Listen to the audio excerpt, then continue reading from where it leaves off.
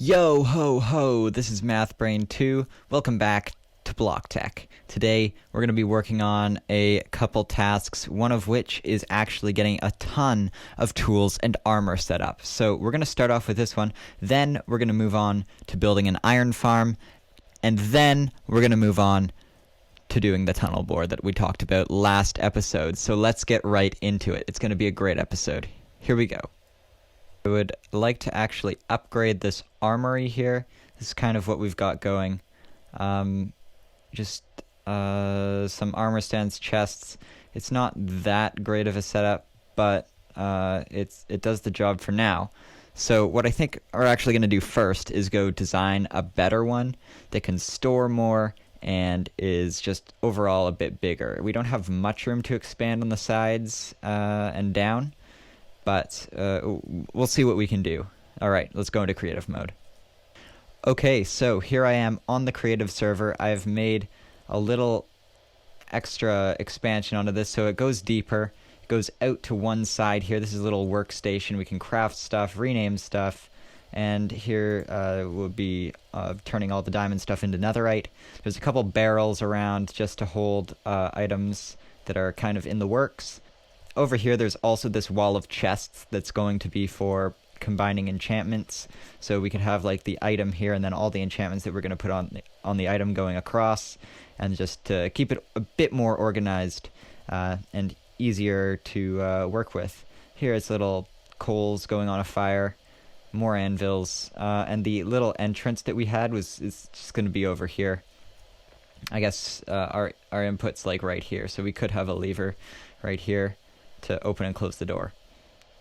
Yeah, there's also a little coal bin I made. Yeah.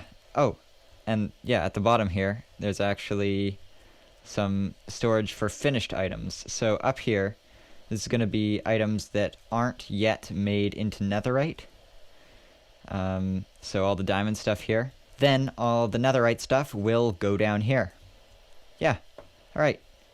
Let's start work on this in survival mode. Oh, one extra thing I thought I would show is this is what it looks like with gamma turned down. You can see the lights let it up quite nicely. It just adds a bit more atmosphere to this place. I quite like it. Alright, let's move on. So I've gone ahead and built this room up. We actually got a little door here. There's a lever here that opens it. It's looking pretty nice. So yeah, there's the stuff that's in progress here, and then we can go down to the bottom. We had to break some bedrock because this is actually Y level 4, I believe. Hold on, that wrong button. Yeah, this is Y level 4, so we actually had to break some bedrock above this. We've labeled all these different items. Yeah. Elytra, leggings, boots, flint and steel.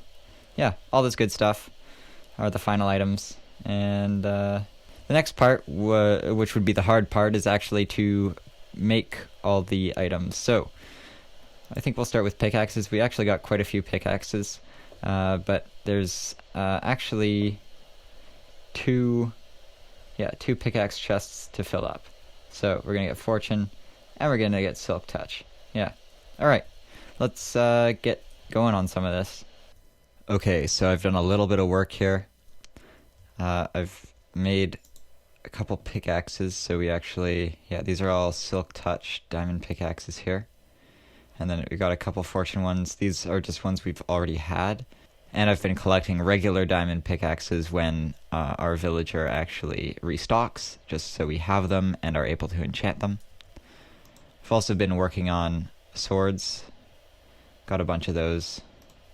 The next step is to really just fill up all of this, because eventually I would like a barrel of each of these tools here. So yeah, smite swords, sharpness swords.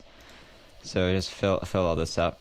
So from now on I would like to do 6 tools per day until we actually have all those enchantments.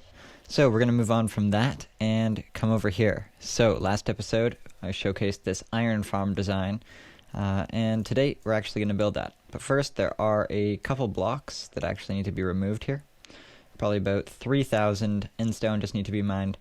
So it's not going to be that hard, but it will take a while given how long endstone takes to break. So I'll probably bring a beacon over here just to speed it up a slight bit, and then we can build up the farm. We have finished mining out the area over here. The next step that we would need to do is actually remove the bedrock on the end gateways, but we've actually gone ahead and done that already. So Jeb and I did this a couple minutes ago. And yeah, we still have to do the other one though. Just 2 blocks of bedrock have to be removed on the other one. So we will do that later when it comes to it. But now we should go ahead and actually build the farm itself. And then we can deal with the bedrock breaking on the end island, as well as the zombies and the villagers.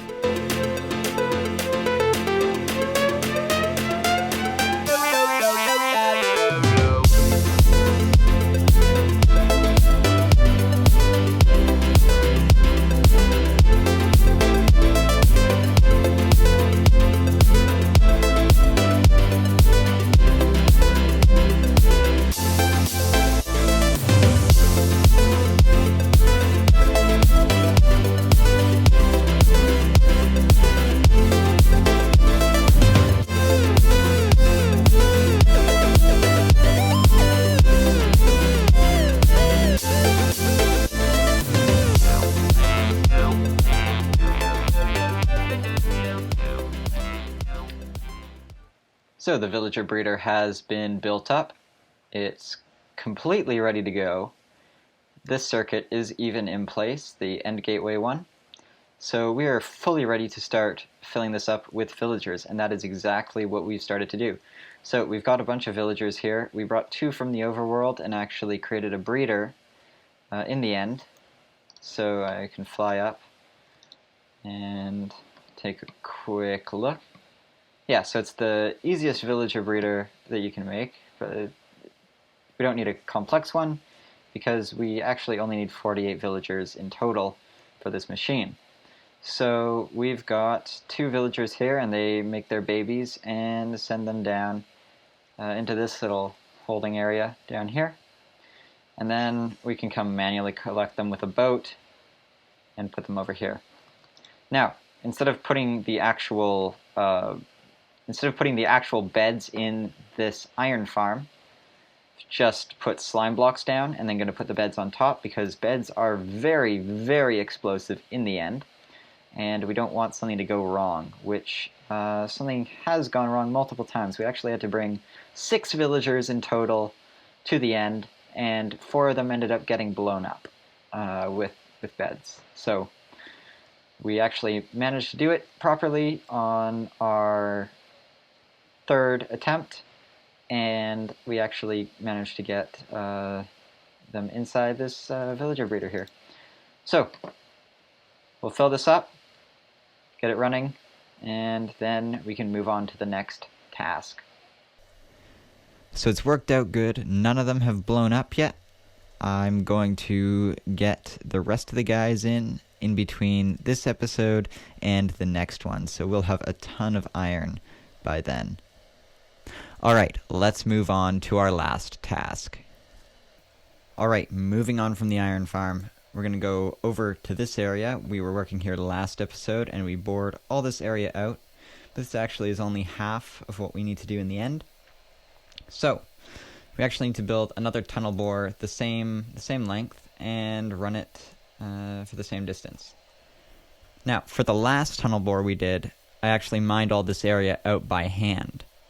But this time, I've made this tunnel bore here, this little one.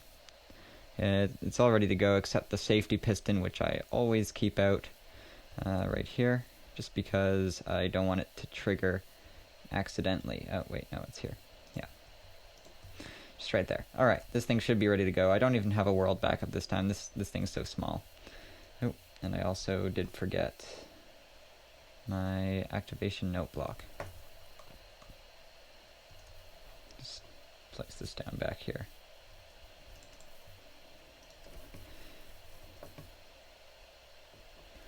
Alright, once I place this note block down, the machine should run.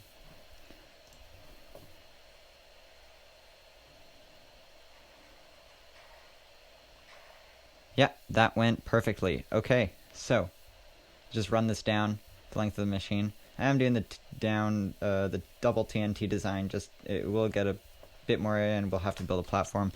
But yeah, I didn't really feel like finding another design or designing one myself. So this is the one we're gonna do. All right, I'll come back to you when this is all done. So I've just run this the width of the tunnel bore. It's all the way down there right now. I've built a little platform right underneath of it, so I'm able to remove it real easily. And we can actually start doing that right now. So if we go here, we just gotta punch out the TNT and silk touch the coral. Then the rest should be no problem. So as you can see, I've just finished building the tunnel bore. We can actually start running it right away. I've made a backup of the world, and I've left out the safety piston, so I just need to put this in, and then we can run it. So here I'll do this first test, if I can find the activation system. Yeah, right here. Just run around to the back, and put in that piston. There we go. Okay, now we can give this a test run. We've done this in the last episode, so this should be a breeze.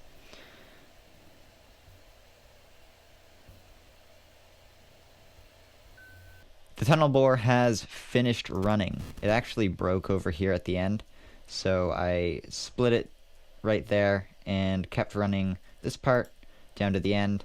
And this part here we're just going to remove by hand because it's only about 50,000 blocks and that won't be too big of a deal to do. So I'll do this in between episodes, probably get some other members in here doing this too. Now we're going to move on and go into creative again to check out one last thing for today's video. For the last part of the video, we're going to be in creative here, and I'm just going to show you the world eater that's actually going to be built in the survival world. So if we take a look here, this is actually exactly 21 blocks tall. So that's the exact height that we actually have mined out now. So I'll just show you a little preview of what this looks like. To start it, you break this redstone block here, and TNT starts duplicating.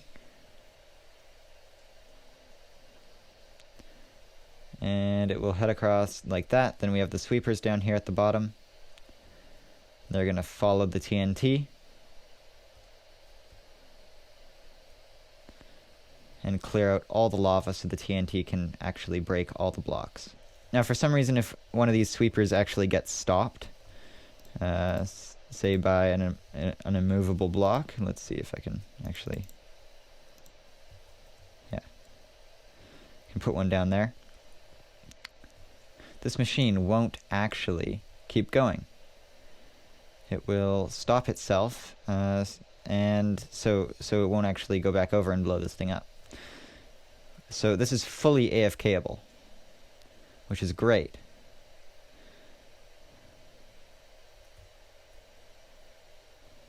So yeah, as you can see, it's completely stopped, and the only way to start it is to send this thing over. You can do that, I believe, yeah, updating that observer. So once this thing gets back over, we should see it start back up again. Yep, and as you can see, right as it gets back, the other machines start going, and we get to see it all again. Awesome. So that's going to do it for today's video. Hopefully you guys enjoyed. If you did, be sure to hit that like button and come back for the next video. I'll see you next time.